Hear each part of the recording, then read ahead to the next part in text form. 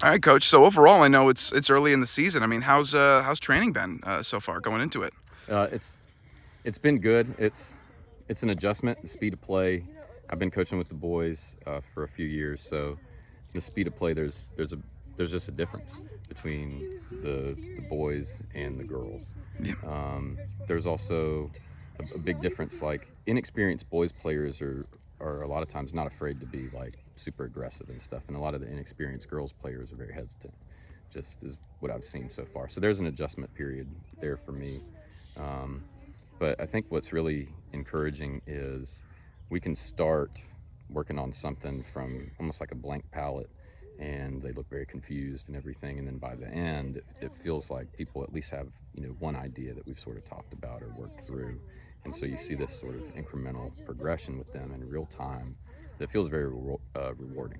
How has that transition been for you? I know you've coached with the boys team for a little while. Yeah. What has it been like not only to handle both teams, but just to hop over to the girls team and kind of coach them for the first time this season? It's tiring, but it's been awesome, and I've got good help. So that's the key. Because when I was with the boys, I had one assistant helping me that also had a life outside of here, and this wasn't their full-time job. And so this is nice because there's a lot of people that I can rely on to help. And so one of the biggest adjustments is learning how to use help and make everyone feel like they're a part of it. Um, how beneficial has it been to have four different leaders, four different people that have been on this team for 3-4 years now, and get to kind of help you kind of get adjusted? Um, Well, really helpful, especially when you're splitting time and you're breaking in new coaches and stuff, and um, you've got a situation where you need them to sort of step forward and take over. And I'm all about, and what I've been working toward for years with the boys is a player-led team, a team where I guide but they decide. And coming over here to the girls, it's been an adjustment, and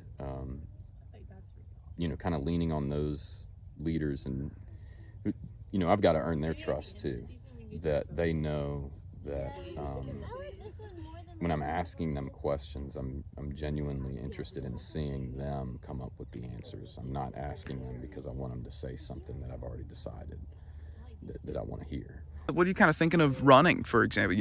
What's the attack formation kind of looking like, defense formation, so on and so forth? Yeah, so I love a 4-4-2 diamond, which is just a variation of a 4-3-3. But with this group, we're running a different variation of 4-3-3 with two deeper lying center mids to start with. So a 4-2-3-1, where we have a free attacking mid, like a number 10, and one dedicated lone striker. Obviously, when you've got kind of a competition between goalkeepers and stuff like that, there's usually one thing that kind of they each do really well.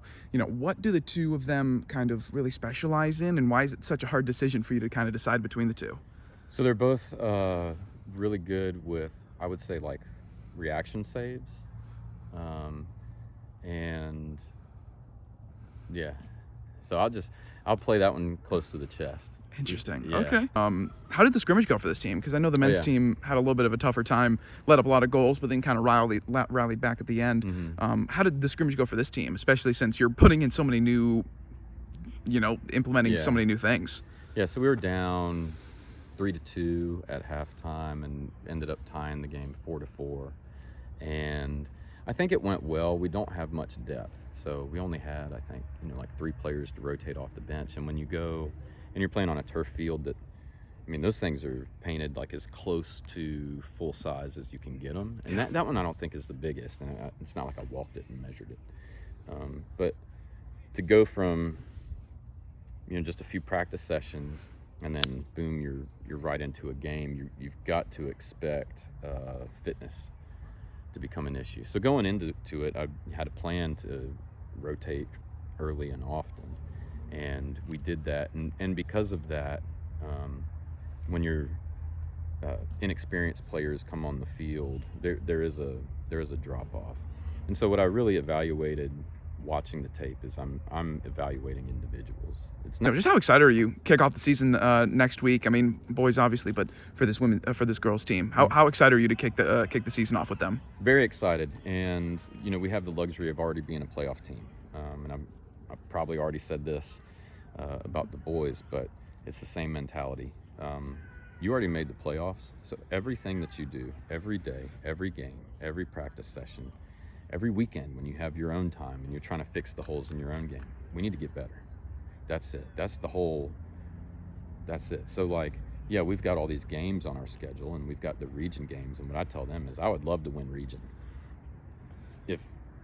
If you don't, okay. So, but the first thing that I want to do is I want to get through those region games healthy with the right attitude, and I want everyone to improve, because if you're giving it everything that you have and you're healthy and you have the right attitude and you're focused on getting better, then it'll take care of itself. The results will start to happen. You have to have that. You have to like that process of just getting better every day, and those results will come. And so that's what we focus on. So I'm not worried about where we end up in the region. I just want us to get better every single day. If we just get better every single day, who knows what can happen.